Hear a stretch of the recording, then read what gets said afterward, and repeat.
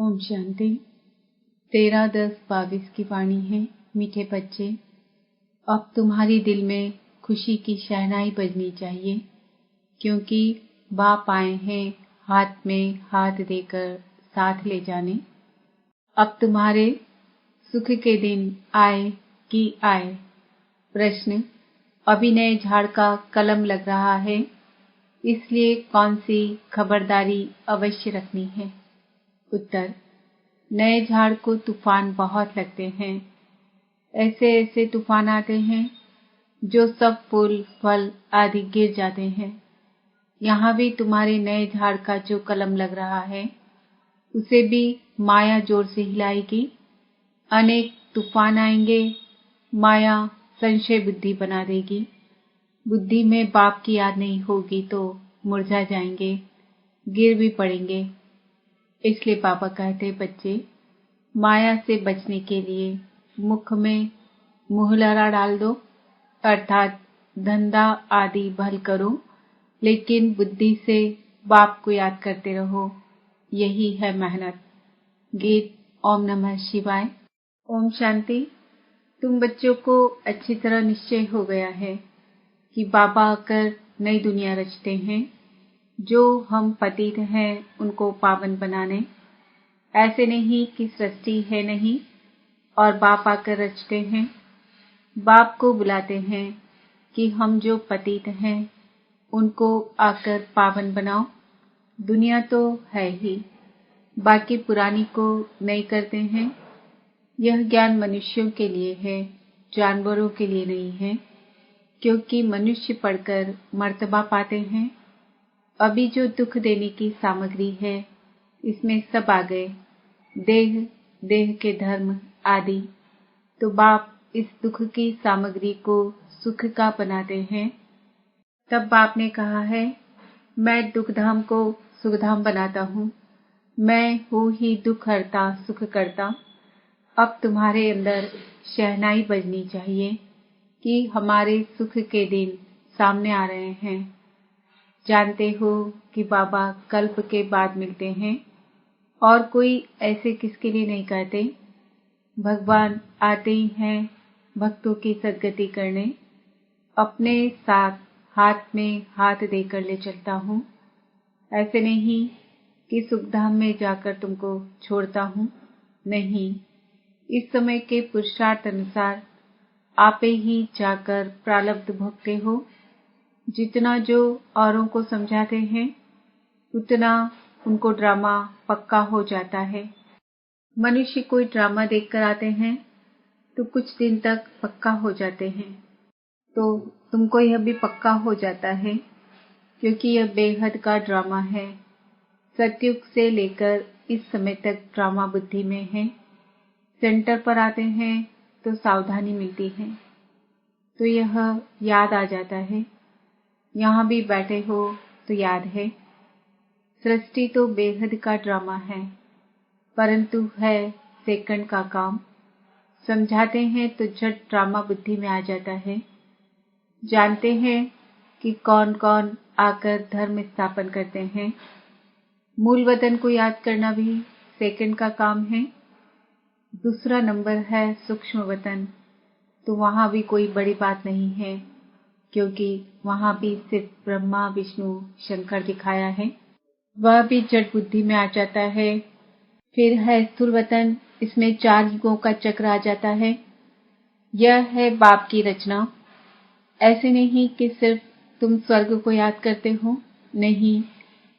स्वर्ग से लेकर कलयुग अंत तक का तुम्हारी बुद्धि में राज है, तो तुमको औरों को भी समझाना है। रहमदिल और महादानी बनना है। इसको अविनाशी ज्ञान रत्न कहा जाता है। इस समय तुम भविष्य के लिए धनवान बनो। बाप समझाते हैं, बच्चे, अब तक तुमने जो कुछ पढ़ा और सुना है, उन सबको भूल जाओ। मनुष्य मरने समय सब कुछ भूल जाते हैं ना, तो यहाँ भी तुम जीते जी मरते हो। तो बाप कहते हैं, मैं नई दुनिया के लिए जो बातें सुनाता हूँ वही याद करो। अभी हम अमरलोक में जाते हैं और अमरनाथ द्वारा अमर कथा सुन रहे हैं। कोई पूछते हैं मृत्यु लोक कब शुरू होता है? जब रावण राज्य शुरू होता है। अमर लोक होता है जब राम राज्य शुरू होता है। भक्ति की सामग्री तो ऐसे फैली है जैसे झाड़ फैला हुआ हो। अब नए झाड़ का कलम लग रहा है, तो ऐसे झाड़ को माया के तूफान देखो कितने लगते हैं। जब तूफान लगता है तो बगीचे में जाकर देखो कितने फल फूल गिरे हुए होते हैं, थोड़े बच जाते हैं।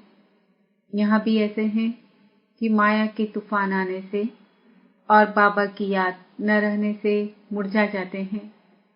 कोई तो गिर पड़ते हैं। हाथम ताई का खेल है ना कि मुख में मुहलरा डालते थे। अगर बुद्धि में बाबा याद हो तो माया का असर नहीं होता है। बाबा ये थोड़े कहते हैं कि धंधा आदि न करो। धंधा आदि करते बाप को याद करो, इसमें मेहनत है। राजाई लेना कोई कम बात है क्या? कोई हर की राजाई लेते हैं तो भी कितनी मेहनत करनी पड़ती है। यह तो सत्युग की राजाई लेते हो, मेहनत जरूर करनी पड़े। परमात्मा को ज्ञान का सागर कहा जाता है। जानी जानन हार नहीं, जानी जानन हार माना थॉट रीडर, यानी अंदर को जानने वाला। वास्तव में यह भी एक रिद्धि सिद्धि है, उससे प्राप्ति कुछ नहीं। अगर उल्टा भी लटक जाए तो भी प्राप्ति कुछ नहीं। आजकल तो आग से भी पार करते हैं। एक सन्यासी था, उसने आग से पार किया। सुना है सीता ने आग से पार किया, तो यह भी आग से पार करते हैं। अब यह सब दंत कथाएं हैं। वह कह देते शास्त्र अनादि है, कब से? तारीख तो कोई है नहीं, दूसरे धर्मों की तारीख है, उससे हिसाब लगाया जा सकता है। जैसे कहते हैं क्राइस्ट के 3000 वर्ष पहले भारत हेवन था, परंतु हेवन में क्या था यह नहीं जानते। झाड़ का राज तुम्हारी बुद्धि में है। तुम वर्णन कर सकते हो कि इस वृक्ष का फाउंडेशन कैसे लगा, फिर कैसे वृद्धि को पाया। जब फ्लावर वाज बनाते हैं तो ऊपर में फूल बनाते हैं। यह भी ऐसे है, पहले देवी देवता धर्म का तना था, पीछे यह सब धर्म तने से निकलते हैं, अर्थात उनकी प्रजा का फ्लावर दिखाते हैं। अब विचार करो, हर एक धर्म जब आता है तो फूलों का बगीचा था। गिरती कला पीछे आती है, अर्थात पहले गोल्डन, सिल्वर, कॉपर, अब आयरन में है। पढ़ाई तुम्हारी बुद्धि में होनी चाहिए। नॉलेजफुल बाप बैट वृक्ष और ड्रामा का फुल नॉलेज देते हैं। इस कारण परमात्मा को ज्ञान का सागर बीज रूप कहा जाता है। यह मनुष्य सृष्टि का बीज रूप है जो ऊपर में रहता है, जो इनकॉर्पोरियल वर्ल्ड आत्माओं की है। उनको ब्रह्मांड ब्रह्मलोक कहते हैं, जहाँ आत्माएं अंडे मिसल रहती हैं। साक्षात्कार भी करते हैं। आत्मा बिंदी रूप है। जैसे फायरफ्लाई जब इकट्ठे उड़ते हैं तो जगमग होती है, परंतु वह लाइट कम है, तो आत्माएं भी इकट्ठी उड़ेंगी। इस छोटी सी बिंदी में 84 जन्मों का पाठ भरा हुआ है।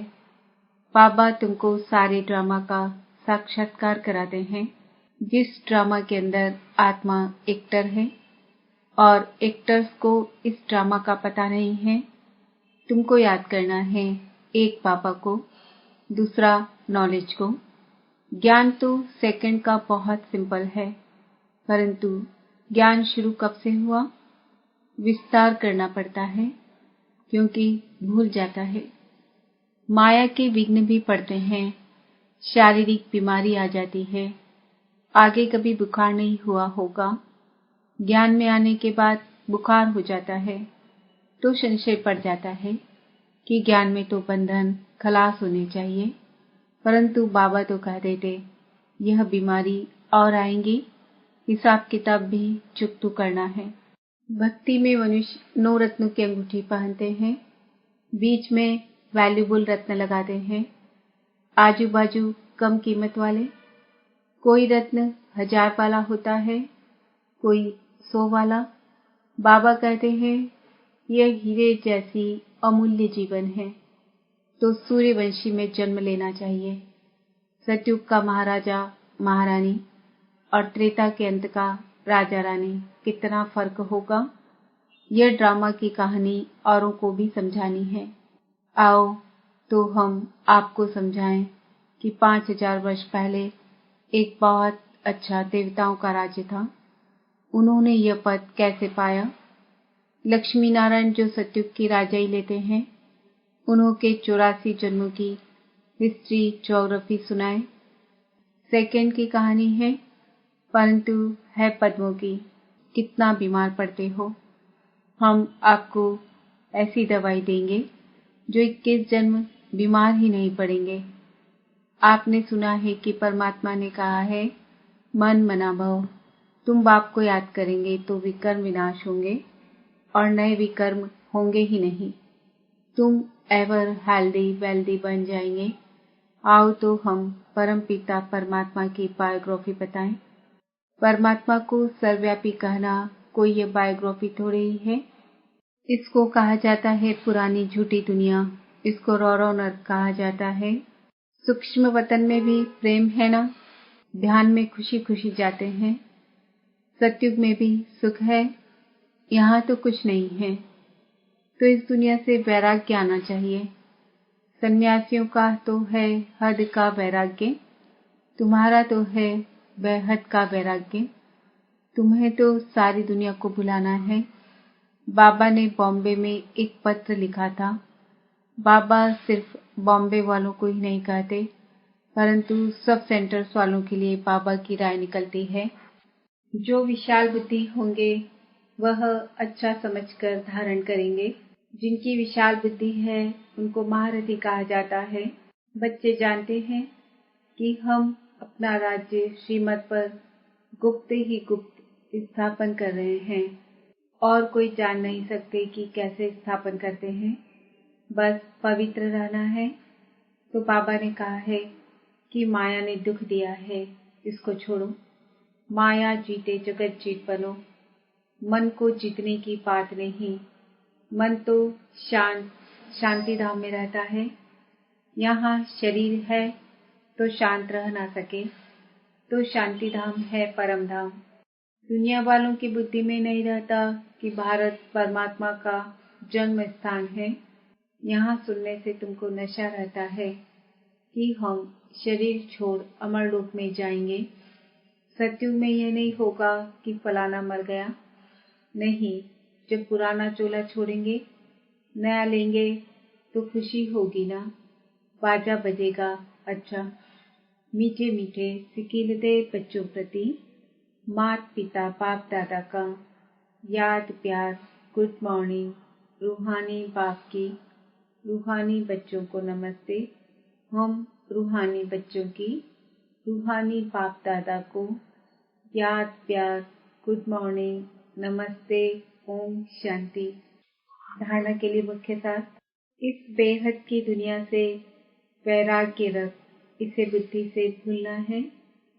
अविनाशी ज्ञान रत्न धारण कर भविष्य के लिए धनवान बनना है। नई दुनिया के लिए पाप जो बातें सुनाते हैं वह याद रखनी है। बाकी सब पड़ा हुआ भूल जाना है। ऐसा जीते जी मरना है।